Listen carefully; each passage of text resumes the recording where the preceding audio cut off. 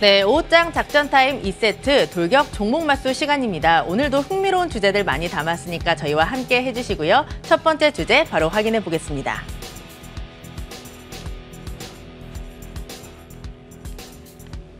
원달러 환율 4거래일 만에 장중 1,300원 재돌파.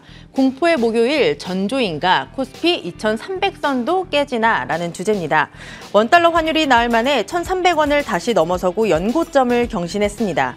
고물가, 고환율, 고금리 이렇게 삼중고 속에 우리 시장도 속수무책으로 이렇게 당할 수밖에 없는데요. 환율이 어디까지 오를지 또 이는 시장에 어떤 영향을 줄지 알아보도록 하겠습니다. 우리 김선윤 위원님. 원달러 환율이 지금 연고점을 다시 경신을 했어요. 이게 그쵸? 안 좋은 것 같은데 시장에 어떤 영향을 주게 될까요? 이게 원달러 환율이 오를 수밖에 없는 게 사실 이게 경기가 안 좋아지면은 튼튼한 자산을 가진 나라로 자금들이 좀 몰리다 보니까 자연스럽게 이제 뭐 스위스 같은 나라도 굉장히 좀 가치가 높아지고 있고 미국도 높아지다 보니 덩달아서 영향들이 계속 나오는 것 같아요. 뭐 파운드화도 그렇고 마찬가지고. 그러니까 달러 지수 자체가 계속적으로 좀 상승을 하는데 사실 달러 지수가 사실 더 갔어야 돼요. 흐름상으로 보면은. 근데 일본이 엔저가 나오다 보니까 사실 달러 지수 안에 포함되어 있거든요. 그래서 달러 지수는 좀 약하게 움직이긴 하죠. 그래도 104포인트 정도 됩니다. 근데 이런 현상들이 계속되는데 지금 고민스러운 건 이게 더 올라갈 거냐에 대한 부분이에요. 일전에도 저희가 얘기를 했지만 뭐 금융 위기 때도 그렇고 뭐 리먼 때도 그렇고 일시적으로 환율이 한 번씩 크게 급등한 이후에 사실 1,200원대 수준을 계속 유지는 했었어요. 근데 이번에도 인플레 영향이 원체도 크다 보니까 경기 침체에 대한 부분이 있다 보니까 전 세계 글로벌 화폐들이 다 안전 자산 쪽으로 가는 거죠. 뭐 달러로 가는 거고 스위스로 가는 거고 뭐 다 이렇게 다 퍼지는 겁니다. 근데 이게 과연 언제까지 갈 것이냐. 이로 인한 외인들이 또 자금 이탈 부분 계속 나오는 거고 염두하고 말씀드렸던 게 뭐냐면 금리 역전에 대한 포인트까지 같이 있는 거. 근데 일전에 우리나라 금리 역전 현상 때 외인들이 뭐 자금은 오히려 들어오긴 했어요. 근데 주식시장에서는 좀 들어온 쪽도 있고 빠져나간 쪽도 있긴 해요. 근데 이미 좀 충분하게 우리나라 증시에는 외인들이 사실 다 빠져나갔거든요. 특히나 이번 달에 외인들이 우리나라 시장에서 5조 원 이상이 빠져나갔어요. 정말 많이 빠져나갔거든요. 여기서 더 빠져나간다? 작년부터 해서 빠져나갔던 흐름들을 추가로 나간다? 사실 외인들이 팔고 나갈 주식도 없을 것 같아요. 현실적으로 봤을 때도. 그래서 오히려 지금은 거의 막빠진 상황인 것 같고 뭐 저평가 상황에서 EPS를 비해서 ROE 뭐 계산을 다 해보더라도 국내 주식 자체가 지금 거의 밑바닥까지 와 있는 상황으로 판단이 됩니다. 그래서 큰 하락은 좀 제한적인 상황이라 환율 자체가 변동이 좀 더 있더라도 뭐 사실 1,340원대가 맥스가 아닌가. 근데 환율을 예측한다는 것은 정말 어려운 거예요. 환율은 주식을 아예 모르시는 분, 금융시장을 모르시는 분들과 아주 경제 전문가들끼리 서로 예측을 해도 운이 좋은 사람이 맞힌다고 얘기를 할 정도로 예측이 어렵습니다. 근데 지금 상황에서 보더라도 현재 1,300원 이상으로는 대다수의 사람들이 어느 정도 고점은 왔다고 판단을 하는 거고 만약에 1,300원, 1,350원 위로 가면서 1,400원으로 간다는 것은 리먼 사태와 버금가는 수준으로 올라갈 수 있다는 것을 의미하는 거거든요. 그래서 그 정도 상황은 아니에요, 지금 자체. 근데 문제가 하나는 있죠. 리먼 사태가 지금 그때처럼 부동산 시장에 문제가 생기긴 할 건데 당장에 그 흐름은 안 나올 거고 실적으로 문제가 터지더라도 미국 내에서의 이제 금융기관들의 자산이 원체적으로 현재 강해요. 잘 보존되어 있는 상황이라 흔들림은 없을 겁니다. 그래서 튼튼하기 때문에 그 영향은 또 없단 말이죠. 다만 이제 문제스러운 것은 그에 따른 좀 심리적인 부담을 작용할 거예요. 그래서 그 영향이 당장에 오진 않아요. 당장에 금리가 급하게 올랐다고 해서 이제 부동산 그 주담대 가격이 오르긴 하지만 이자가 오르긴 하지만 영향을 받는 것은 몇 개월 뒤로 가잖아요. 연말이 되면 그 부분이 사실 고민스럽긴 할 겁니다. 그래서 당장에 뭐 3분기 때는 사실 큰 영향 자체는 없어요. 오히려 이번에 금통이랑 이제 FOMC 진행이 되면서 7월 중순이랑 말에 진행되면서 금리는 올리겠지만 그 영향이 실질적으로 와닿는 것은 단기 충격도 사실 없을 것 같고요. 그냥 오히려 연말로 가지 않을까. 그래서 제가 썸머랠리를 계속 강조드리는 거고 썸머랠리 이후부터는 좀 조심해야 되지 않을까 싶긴 하거든요. 그래서 우선은 환율은 많이 스트레스 받는 부분이긴 하지만 너무 심하게 보실 건 없고 지금 다시 코스피 지수가 전저점을 깨고 내려갈 가능성 자체가 굉장히 낮아요. 깨고 내려가면은 그때는 금융위기 온 거라고 판단하셔도 될 정도예요. 저는 어쨌든 최하단은 2,200 정도 보고 있긴 하지만 지금 현 수준으로서는 내려가는 것 자체는 극히 제한적이라는 판단이기 때문에 너무 크게 스트레스 받지 않으셨으면 좋겠습니다. 지금 코스피 하단 밴드가 2200선을 깨고 내려간다라는 얘기까지 사실 나오고는 있어요. 저는 외국인들이 더 빠져나갈 수 있다라는 걱정이 좀 드는데 우리 허반석 위원님은 어떻게 생각하세요? 외국인들이 지금도 최저 비중을 가지고 있는데 여기서 더 내려갈 수도 있죠. 외국인들의 비중이 더 내려갈 수 있는데 사실 종목별로 봐야 된다는 판단이에요. 제가 수급을 강조드리고 또 강조드리는 이유 중에 하나는 사실 외국인들이 지금 시장 바닥에서부터 전반적으로 시장을 끌어올릴 때는 공매도 환매가 있습니다. 공매도를 환매수하느냐고 시장 전반에 있어서 거의 뭐 1,400 종목, 1,500 종목 하루에 하락하는 종목이 200여 개가 안 되는 정도로 전반적으로 외국인들이 다 매수할 때는 그곳에 공매도 환매 영향이 있는 거고요. 그 이후의 시장을 좀 유심히 보셔야 됩니다. 그리고 제가 팁을 드리자면 6월 한 달간 또는 5월부터 6월까지 2달간 외국인들이 순매수 상위, 순매수를 지속적으로 하고 있는 섹터가 어디냐. 제가 보건대 이곳에서 주도주가 나올 수 있다라는 거예요. 환율이 여기서 더 올라간다라고 하는 것들은 뭐 10년 내 최고치 지금 보이고 있는데 더 올라가더라도 외국인들도 투자를 해야 되겠죠. 그리고 연준이 이제 긴축 종료하고 다시 무언가 방향성을 잡을 때 주도주들은 이미 더 많이 상승을 해 있었기 때문에 지금부터 무릎과 발목 사이에서 외국인들은 무엇을 사고 있느냐 여기에 좀 중점을 두고서 시장을 보셔야 된다라는 말씀 드리고 싶고요. 뭐 금융위기 시절에 우리가 문제가 됐던 부분들은 사실 다른 나라들은 다 괜찮은데 우리만 유독 원화 약세가 나오기 때문에 우리는 위기였지 지금 같은 경우에는 전 글로벌적으로 금리 인상 그리고 유동성 회수 이 부분들을 좀 가져가고 있는 상황이기 때문에 우리 시장만 문제가 아니라 전반적으로 전 세계에 퍼져 있는 달러가 미국으로 돌아가는 시기는 맞습니다. 그런데 유독 우리나라 시장만 어려운 건 아니다. 최근 우리가 글로벌 시장 대비 하락률 1위를 기록했던 것은 과도한 비투, 신용 이 부분에 문제가 있어서 조금 더 하락률이 컸던 거지 외국인들이 매도를 해서 이 부분으로 원인을 찝기에는 조금 어렵다. 그렇기 때문에 최저 비중의 외국인 비중들이 시장을 끌어올릴 때에는 또 화끈하게 끌어올릴 수 있는 때가 언젠간 온다. 제가 보건대 올해 안에는 올 수 있습니다. 주도주 안에서 슈팅이 나올 수 있기 때문에 끌어올리려면 연기금은 국내 주식 축소한다라고 하잖아요. 그런데 외국인들은 최저 비중이기 때문에 사고 싶은 대로 더 살 수 있다라는 부분입니다. 환율이 좀 안정적으로 돌아오고 뭐 PCE, CPI, FOMC 결과 2분기 GDP까지 좀 보고 그 과정 속에서 외국인들은 어디를 계속 매수하고 있느냐 이 부분까지 좀 보신다고 한다면 환율에 대한 문제보다도 수급적인 문제로 이 부분을 들여다볼 필요가 있겠다라고 정리하고 싶습니다. 우리 허반석 위원님 긴장하셨다니 굉장히 잘하시는데요? 아닙니다. 네, 오늘 많이 더워하시는 것 같아요. 네. 네, 시원해지실 수 있도록 제가 질문을 하나씩 더 드려보도록 할게요. 저는 사실 이렇게 원자재 값도 많이 오르고 환율도 많이 오르면서 걱정되는 게 이제 수입 업체들. 이제 뭐 제조나 식료나 화학이나 철강이나 이쪽은 영향을 직접탄으로 좀 받을 것 같아요. 이런 업체들의 주가는 어떨까요? 그렇죠. 이제 그게 환율 따라서 환율 이득을 보는 회사들, 뭐 이전 같으면 뭐 수출 많이 하는 회사들은 수익이 더 잘 날 테고 반대로 이제 얘기하셨던 부분들은 영향을 받을 수가 있는데, 근데 요즘의 트렌드는 좀 다 많이 다른 것 같아요. 네. 왜냐하면 뭐 수출업체 입장에서 봤을 때 원자재를 사오는 것도 결국 비싸진 거잖아요. 그러니까 우리나라 원화를 달러로 바꾼 다음에 이렇게 사 들어오는 거잖아요. 다 그런 식으로.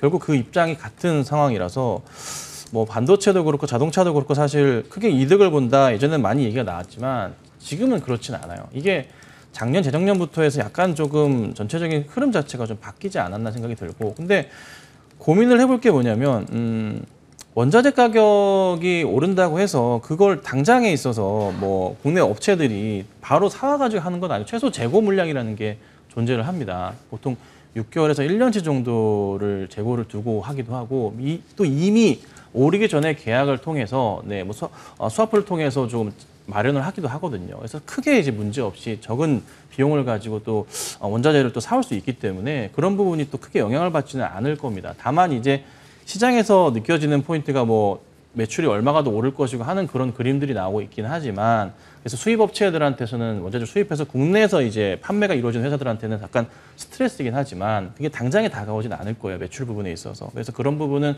좀 크게 제한적이라는 판단이고 오히려 이게 만약에 1,200원대가 한동안 계속 유지하다가 1,300원대로 간 거라서 그 부분이만 7, 8% 영향이 있겠지만은 이게 지금 1,300원대에서 계속 간다는 문제가 될 수 있어요.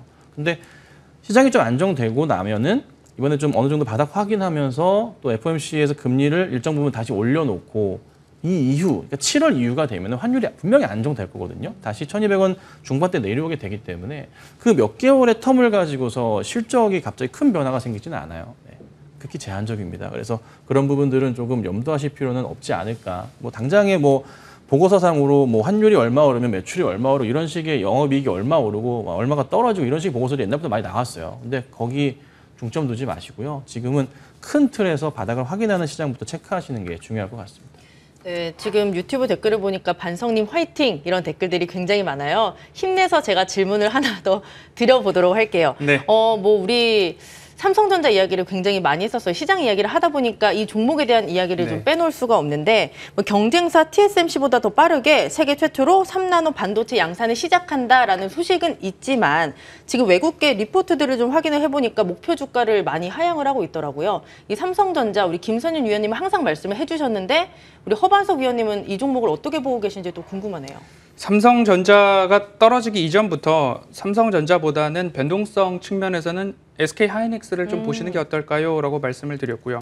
반도체 업황이 직접적으로 반영되는 부분들은 SK하이닉스다. 삼성전자는 사실 국내 주식 비중이 엄청나게 크잖아요. 코스피에서 차지하는 비중이. 그래서 사실 우리나라 옵션 거래를 외국인들이 할 때에 굉장히 쉬운 이유 중에 하나가 옵션을 상방으로 놓고 삼성전자를 매도하고 매수하면 금세 거기서 수익이 발생하는 구조이기 때문에 우리나라 시장 전체를 흔들기에는 삼성전자가 너무 비중이 크기 때문에 라는 영향도 분명히 있습니다.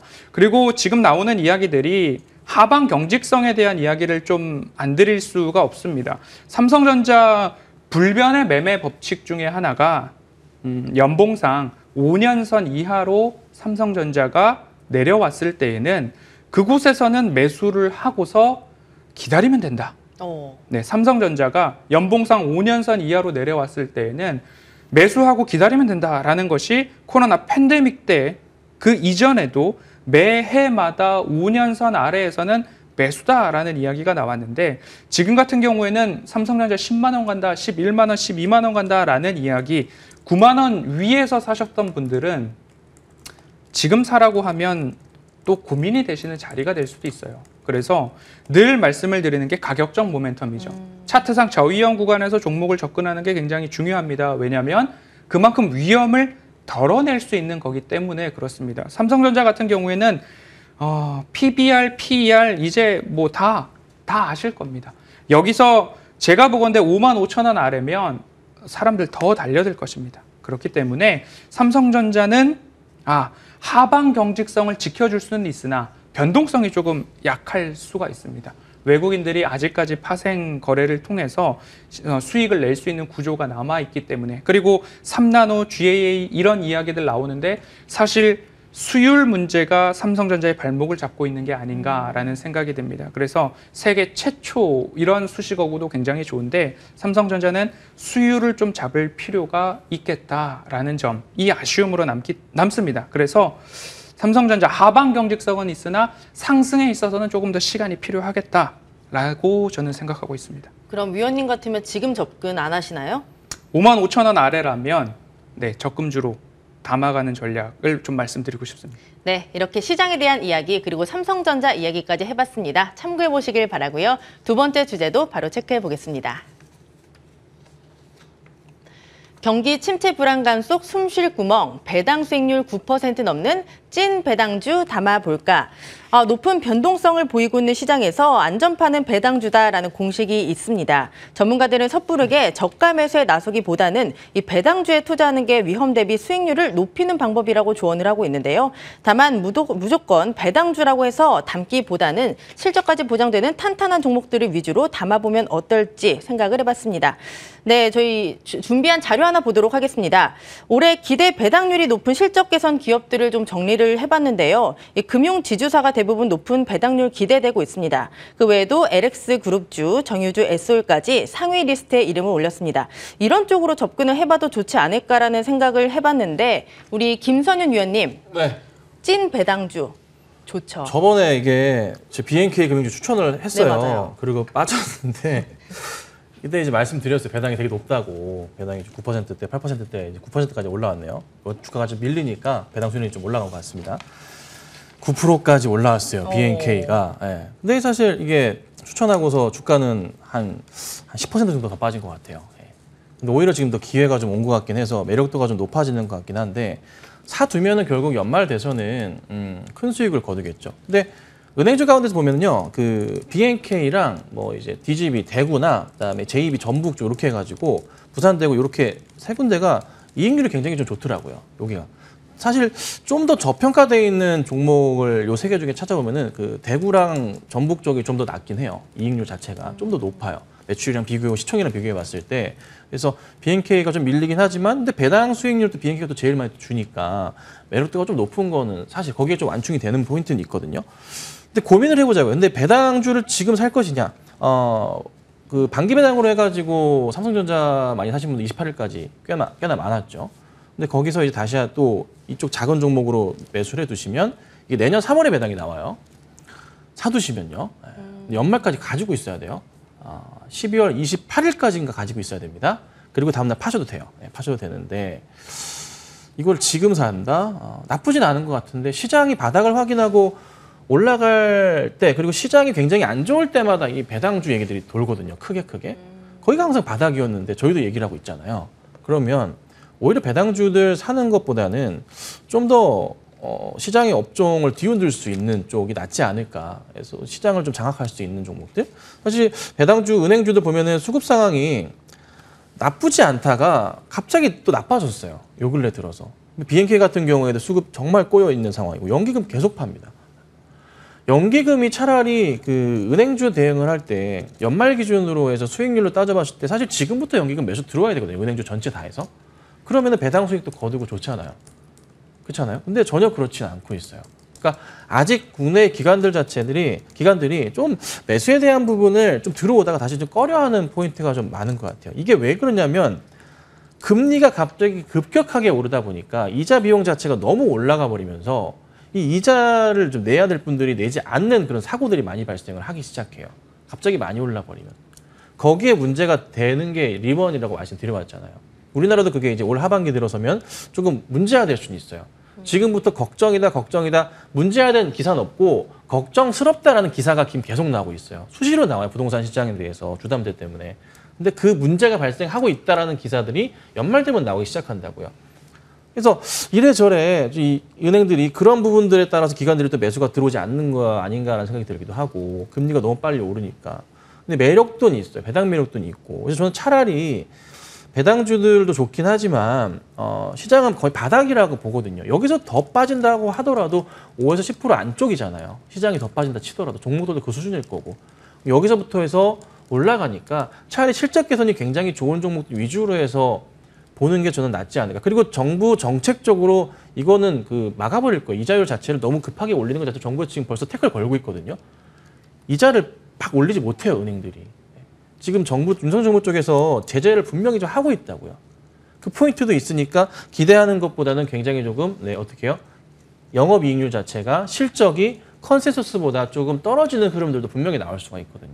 그래서 무턱대고 배당만 보시고 하는 것보다는 차라리 다르게 생각을 좀 달리해서 오히려 이럴 때 배당주 얘기하는 시장 자체 이런 분위기 자체는 시장이 바닥이라는 걸 의미하니까 차라리 좀 올라갈 수 있는 종목들로 해서 업황 메인주들로 해가지고 대형주들을 포트에 편입하시는 게 낫지 않을까 이렇게 좀 보고 있습니다. 제가 말씀을 쭉 듣다 보니까 배당주보다는 시장을 뒤흔들 수 있는 종목에 대해서 말씀을 네, 해주셨잖아요. 그쵸. 그 부분을 제가 놓치지 않았어요. 어딘가요?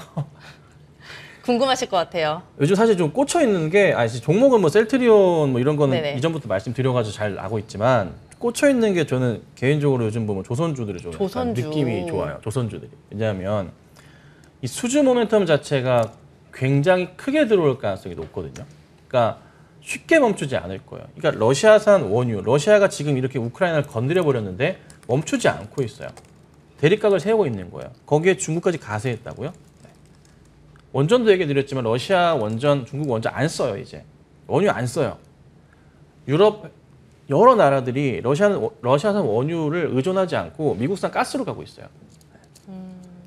거기로 가면서 아직 미국산 가스 아직 회사들이 투자를 좀 안 하고 있긴 하지만 워렌 버핏은 투자를 해가지고 지금 시작하고 있잖아요. 당연히 이제 수주가 될 거예요. 근데 LNG선이 보통 이제 한번 배를 만들면 10년 정도 써요. 그 이후에는 쓰질 못하거든요. 근데 그 주기가 왔어요 지금. 그러니까 7, 8년 전, 10년 정도 전의 차트를 보시면 그 조선주들이 거의 최고점들이 많아요. 그 흐름들이 다시 온 거예요, 지금. 그래서 다시 한번 시장이 돌아오는 거고 자연스럽게 LNG선에 대한 수요가 상당히 늘고 큰 배들의 수요가 늘기 시작할 거예요. 어떻게 됩니까? 계속 수주가 들어올 겁니다. 그래서 적자투성이었던 이 조선주들이 이제 바뀐다고요. 아마 올해 말 들어서 흑자로 바뀔 가능성이 굉장히 커요. 내년도부터 무조건 흑자고. 그럼 이 흐름들을 지금 상황에서 봤을 때 기관들이 이거 놓칠 수가 없는 거잖아요. 그래서 조선주들 최근에 기관들 외인들이 싸그리 매수를 하고 있는 이유 중에 하나예요. 바닥에서. 수급 보세요. 엄청 들어오고 있어요. 다 들어와요. 하나만 들어오는 게 아니라 바스켓 매수로 조선주들을 다 사고 있다고요. 한국조선해양, 뭐 현대인프조선, 뭐 대우조선해양, 삼성중공 할 거 없이 다 사고 있어요. 싹 사고 있어요. 그래서 조선주들이 오히려 이 바닥에서 앞으로의 시장을 이끄는 대세 흐름들이 나올 가능성이 있지 않을까. 제가 종목은 셀트리온 찍지만 업종을 찍자면 조선주를 찍고 싶어요. 무조건 갈 가능성이 크다. 그리고 나서 이제 다른 업종들이 좀 눈에 보이기 시작하지만 촉이란 게 있잖아요. 사람이. 그래서 제 촉으로는 조선주가 앞으로의 대세가 될 가능성이 높아요. 좀 장기적 플랜으로 따져봤을 때. 네. 그래서 한동안은 계속 우상향하는 흐름들이 나올 가능성이 높다. 이렇게 좀 보고 있습니다. 네, 조선주에 대한 이야기 해주셨는데 우리 또 배당주의 아버지 허반석 위원님, 이 배당주에 대한 이야기를 해보기 전에 이 유튜브 댓글을 보니까 사실 배당주는 세금을 생각하면 매력이 별로 없다라는 분들도 계세요. 이런 분 어떻게 생각하세요? 배당을 하실 때에도 세금까지 생각하셔서 하는 게 맞습니다. 맞고 배당 투자를 하실 때의 매력도를 보신다라고 한다면 사실 빨리 움직이는 종목들 보시는 게 좋은데 배당 주도, 고배당 주도, 현재 저평가, 저밸류 있는 종목들이 굉장히 많습니다. 그래서 지난주까지 해가지고 제가 배당주 총정리를 좀 말씀을 드렸었습니다. 그래서 중간 배당주 받는 기업들은 뭐 하나금융주주나 포스코홀딩스를 말씀을 드렸고요. 포스코홀딩스는 분기 배당을 하고 있기 때문에 늦어도 2분기 배당까지 포함을 해서 보시는 게 좋겠다라고 28일까지 안내를 좀 드렸고요. 하나금융주주도 마찬가지로 은행주 중에서는 2분기가 좀 더 나은 실적 퍼포먼스가 나올 수 있기 때문에 말씀을 좀 드렸었습니다. 그러면 지금부터는 기말 배당주를 봐야 하는데 배당주 중에서도 시세 차익도 얻고 플러스 배당까지도 받을 수 있으면 금상첨화겠죠. 그런데 이게 올해는 또 가능할 수도 있겠다라는 모습들이 좀 보이는 거죠. 왜냐하면 주가가 굉장히 낮아져 있는데 당기순이익 적자가 나도 배당을 주는 기업들이 있다. 왜냐? 별도 재무제표에 의해서 뭐 배당을 줄 수도 있는 상황이기 때문에 시세 차익 플러스 배당 수익까지 거둘 수 있는 종목들 중에 하나가 방금 지난주에 말씀을 드렸었죠. HD 현대 같은 경우에도 차트상 저위험 구간에서 위험을 가장 낮춘 상황에서 매수 접근을 하고 배당 연말에 한 9% 시가 배당률 계산이 될 때에 그럼 나는 올해 HD 현대로 9에서 10% 정도만 수익을 보면 될 것 같아. 그게 시세 차익이든 아니면 배당 수익이든 둘 다 먹으면 꼭 먹고 알 먹고 다 좋은 건데 그런 입장에서 본다면 제가 이제 기말 배당주 두 가지를 픽을 좀 했죠. 삼성증권 같은 경우에 뭐 배당 수익률 10%가 넘어갑니다. 그러면 내가 차트상 저위험 구간에서 접근을 해가지고 10%의 수익을 좀 목표 수익률로 해가지고 좀 그래도 배당이 있으니까 안전하지 않겠나라는 거죠. 그러면 조금 더 안전하다 싶으면 비중을 실을 수가 있겠죠. 그럼 목표 수익률을 보수적으로 10%만 가져가는 겁니다. 그렇게 해서 볼 때에 삼성증권 기말 배당주 말씀을 드렸고요. 그리고 또 한 가지는 효성이었죠. 효성도 현재 한 9% 정도 시가 배당률 계산이 될 것 같아요. 그런데 얼마 전 조성래 명예회장이 또 샀습니다. 그분의 단가가 평균적으로 한 8만 500원에서 8만 1000원 정도 최근 매수한 추가 매입한 단가가 그럴 것 같아요. 그런 분들이 왜 사느냐라는 이야기를 드렸죠. 배당에 대한 것들도 포함이 될 수 있고요. 추가적으로 주식담보대출 비중이 높습니다. 그러면 주가 방어를 하지 않거나 주가가 여기서 더 내려가면 로스컷 우려가 있어요.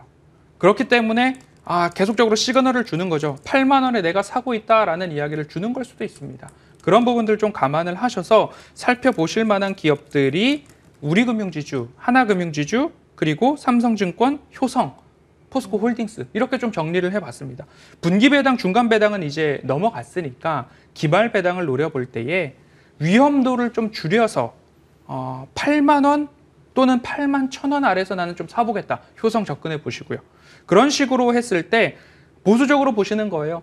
나는 배당을 꼭 받겠다라고 하시기보다도 배당이라는 안전판 플러스 차트상 저이형 구간. 그런데 대주주도 사고 있다. 이익은 괜찮다. 이 정도의 더블 체킹을 하신다라고 한다면 사실 배당은 핑계일 뿐 주가의 상승도 노려볼 만한 기업들 찾아보시면 작전 리포트에서도 그렇고 골라드린 종목들 한 번 더 보시면 좋을 것 같습니다. 네, 제가 아까 배당주의 아버지라고 했는데 유튜브 댓글에 네. 우리 배당주의 삼촌이라고 해달라고. 감사합니다. 나이가 아버지 나이는 아니고 이제 삼촌, 배당주의 삼촌, 네. 허반석 위원과 이렇게 배당주에 대한 얘기까지 해봤고요. 마지막 주제도 체크해 보겠습니다. 올여름 해외여행, 야외활동 소비 폭발, 리오프닝주 담아볼까라는 주제입니다.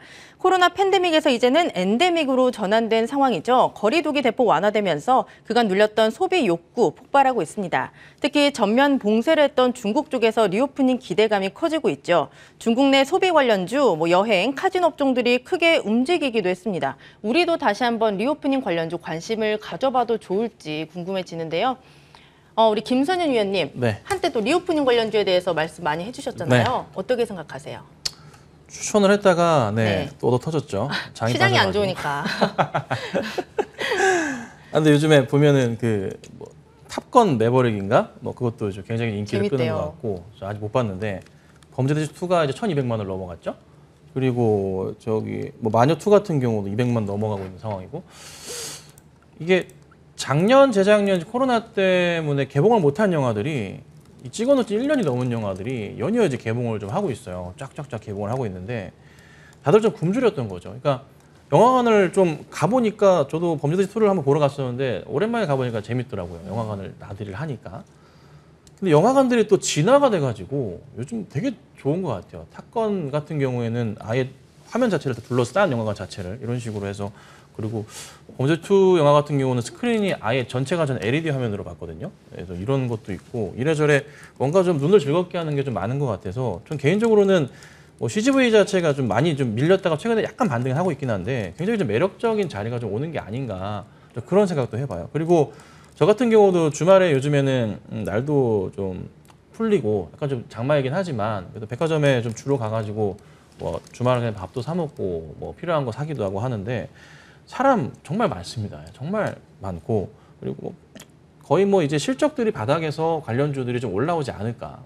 여러 종목들이 있지만 그냥 저는 백화점이나 영화 관련 쪽으로 좀 보시면 좀 좋을 것 같기도 해요. 그리고 일본과도 이제 조금 비행기도 좀 늘었잖아요. 대한항공이랑 이제 아시아나항공이 이제 하네다공항으로 비행기를 좀 띄웠잖아요. 이런 포인트도 있다 보니까 카지노 관련주들도 좀 재밌을 것 같기도 하고. 근데 하지만 탑픽으로는 이 영화관 실적이 저는 진짜 좋을 것 같아요. 영화관 실적이. 그래서 CJCGV가 아마 한동안 좀 가볍게 볼 수 있는 종목 중에서 꽤나 재밌는 종목이 되지 않을까? 근데 지금 보면은 수급 상황에서 보면 아직은 기관들이 접근을 안 하고 있어요. 좀 다른 기관, 사모펀드 쪽이나 기타 법인 쪽에서 매수가 좀 잡히긴 해요. 근데 주 기관, 투신권에서나 금융투자 쪽은 접근을 안 해요. 근데 저는 조만간 들어올 것 같아요. 실적이 완전하게 좀 망가져 있긴 하거든요. 근데 하나 문제는 있어요. 해외 쪽으로 이게 조금 실적 포인트가 좀 올라와줘야 되는데 아직 그런 부분은 아니긴 해요. 근데 올해 실적은 어찌 됐던 2021년, 2020년보다 훨씬 좋을 거예요. 네, 훨씬 좋을 겁니다. 이로 인해서 매출 크게 증가하면서 영업이익도 흑자로 돌아설 가능성이 크다고 판단을 해요. 특히나 범죄도시 이번에 2분기 실적 들어가게 되죠. 3분기 들어가죠. 매월에 3분기 들어갑니다. 그렇게 되면서 아마 2분기 빠르면 흑자 가능성이 있긴 하지만 약간 좀 고민스럽고 3분기부터 해서 확실한 흑자, 2분기 때는 흑자가 좀 간당간당 나올 가능성이 있지 않을까? 그런 포인트도 조금 저는 긍정적으로 좀 보고 있어요. 그래서 좀 확실하게 이번에는 좀 돌아설 가능성이 좀 크지 않나. 실적도 2019년도 때 뭐 2조 원 가까운 매출이었는데 뭐 그때까지 그 수준까지는 아니지만 그래도 20년과 21년의 실적을 넘어가는 건 분명하니까 확실하게 노려볼 만하지 않을까요? 주가 상황이 2019년도 때의 상황을 보자면 뭐 CJ CGV 같은 경우 주가가 한 뭐 4만 원, 5만 원, 6만 원대 이렇게 있었어요. 18년부터 해가지고 이 수준까지 회복은 나와줘야 되거든요. 근데 그 시점 시발점이 지금부터다. 그리고 시장이 빠져서 밀렸던 거지 이게 사기 굉장히 좋은 자리예요. 기간 매수, 외인 매수 들어올 때 가장 편한 종목이 될 수도 있어요. 가볍게 살 수 있는. 그리고 우리 개인들도 상당히 매매하기 편하고 쉽잖아요. 극장 가지고 관객수 검색만 하더라도 작년, 재작년 대비해서 말도 안 되게 늘고 있거든요. 비교가 너무 많이 돼요. 그럼 당연히 실적은 어떻게 올라갈 수밖에 없다. 2분기 어닝 서프라이즈 당연한 거고 3분기도 당연한 거고.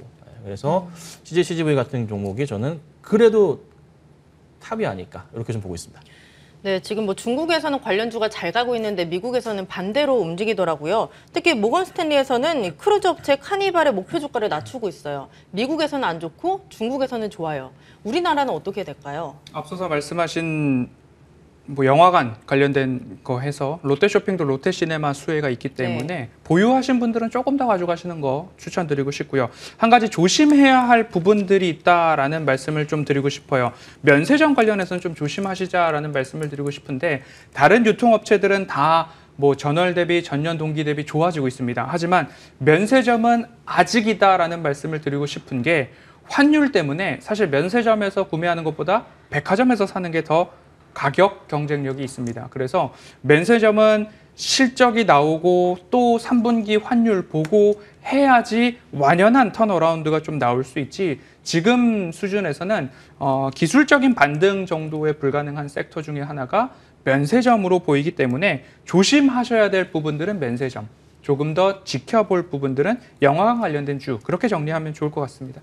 기존에 움직였던 뭐 여행이나 항공 쪽은 별론가요? 실적이 나오면 네. 조금 안 좋아질 수 있는 부분들이 있습니다. 특히 이제 저가 항공사 같은 경우에는 아직까지 2분기부터 흑자 전환한다라는 약간 무리가 있을 수 있어요. 그렇기 때문에 너무 무리해서 비중을 늘리실 단계는 아직이다. 그래서 실적을 보고 들어가도 어떨까라는 생각을 하고 있습니다.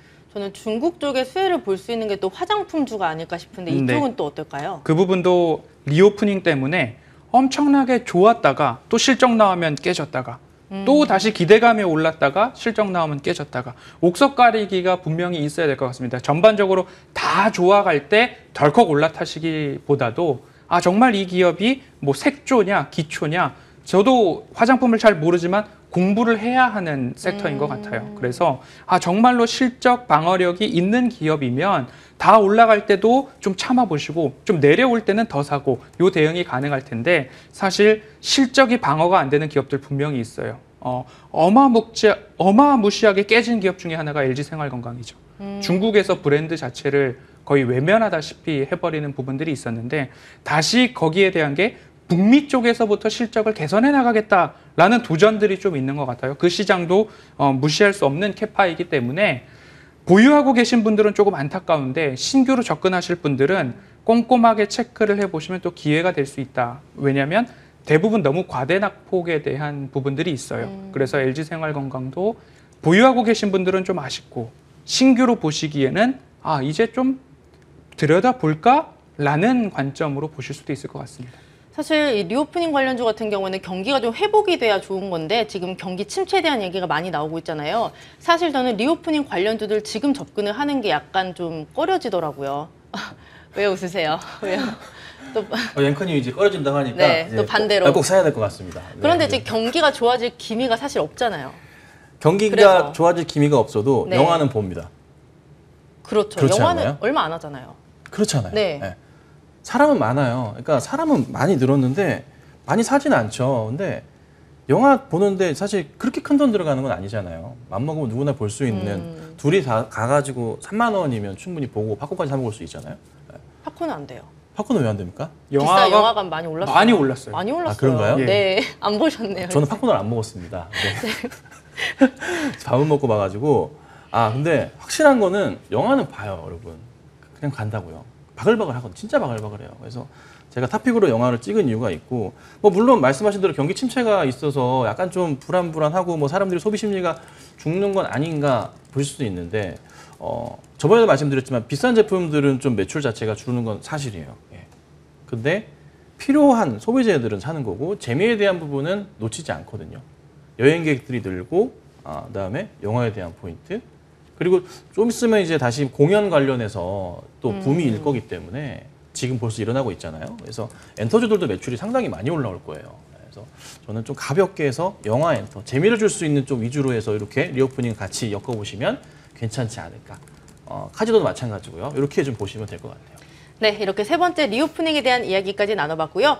종목 AS가 오늘 있습니다. 우리 허반석 위원님 먼저 좀 해볼까요? 네. 네, 작전 리포트에서 해주셨던 종목 어떤 종목이죠? 삼성물산 말씀하시는 네. 것 같아요.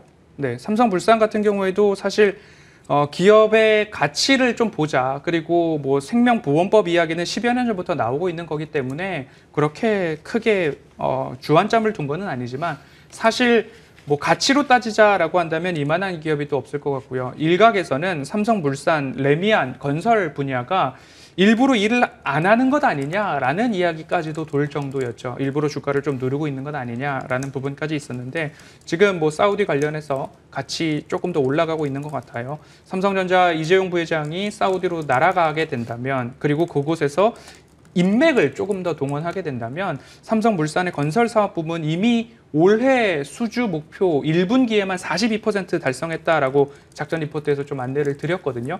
그런 부분들 포함을 해본다면 실적에 대한 기대감들이 조금 더 있다. 그리고 저평가에 대한 매력도 때문에 반등이 나오기 쉬운 자리였다. 그리고 앞으로 수급에 대한 지속성이 조금 더 이어진다라고 한다면 보유하고 계셨고 작전 리포트를 통해서 공부도 하셨다라고 한다면 조금 더 보유해 보시고 조금 길게 보실 자리였다라는 말씀 덧붙여 드리고 싶습니다. 네, 그럼 이번에 김선윤 위원님 오늘 또 AS 두 종목이라면서요? 이제 셀트리온인데요. 좀 많이 오르고 있습니다. 계속 시장 안 좋아도 반등이 나오는데 단기 고점이 나올 자리가 아직 좀 더 있어야 될 것 같아요. 그래서 좀 추가 상승 나올 수 있으니까 보유하시면 좋을 것 같고 수급 상황이 지금 외인가 기관들 중에서 진짜 기관들이 싼그림에서 하고 있어요. 셀트리온 진짜 많이 사고 있어요. 주가 17만 원짜리 주식을 이렇게 많이 삽니다. 네, 정말 많이 사고 있거든요. 그래서 추가 상승은 좀 가능하다 보고 있고요. 좀 짧은 조정들이 있더라도 스트레스 받지 마시고 좀 길게 보셨으면 좋겠어요. 앞으로 계속 상승이 나올 테니까. 주가의 최소한도로 회귀 자체는 우선 20만 원 가고 난 다음에 고민을 해보자고요. 우선 지금은 이거를 뭐 약간의 흔들림에 고민하실 필요 없습니다. 안정적으로 갈 테니까 좀 지켜보시면 좋겠고. 그 다음에 이제 어제 추천드렸던 삼성중공업 같은 경우도 계속 강조드리지만 조선주들이 움직임이 굉장히 좀 좋아요. 오늘도 4% 가까이 좀 급등을 하고 있는 상황인데 시장 대비해서 굉장히 좋은 모습이죠. 근데 추가 상승이 나올 수밖에 없는 여러 요건들이 많이 나오고 있어요. 네. 전체적인 글로벌 시장 분위기 자체가 LNG 수요를 증가시킨다고요. LNG 선에 대한 수요를 증가시킨다고요. 거기에 우리나라 기업들 다 들어가요. 제가 물론 뭐 삼성중공업만 추천드렸지만 어제 말씀드린 대로 해서 그 어떤 조선은 상관없다 말씀드렸어요. 아무거나 사셔도 돼요. 그냥 제가 삼성중공업이 좋아 추천한 것 뿐이에요. 현대, 한국 다 상관없어요. 대우 다 상관없어요. 그러니까 조선주들 업황을 앞으로는 좋게 보시라는 입장에서 오늘 짧게 AS 해드리는 거니까요. 차분하게 조선주들 관심 있게 보시면 좋겠습니다. 네, 이렇게 두 분의 종목 AS까지 들어봤고요. 우리 허반석 위원님, 네. 또 우리 공개 방송이 있다면서요? 네, 오늘은 3시 반 장 마감 후에 바로 공개 방송 시작해서 4시 반까지 진행을 하고요.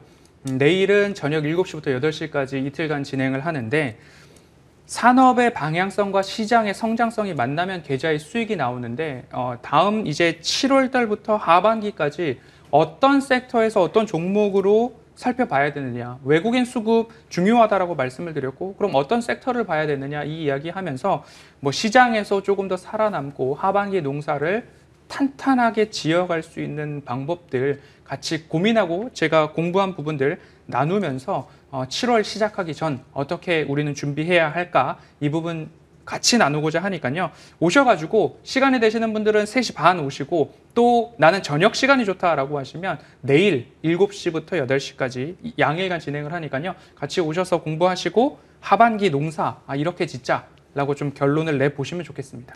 네, 허반석 위원님의 공개 방송 많이 기대해 주시면 감사하겠습니다. 2세트는 여기서 마치도록 하고요. 두 분과는 여기서 인사 나누도록 하겠습니다. 오늘도 고생 많으셨습니다.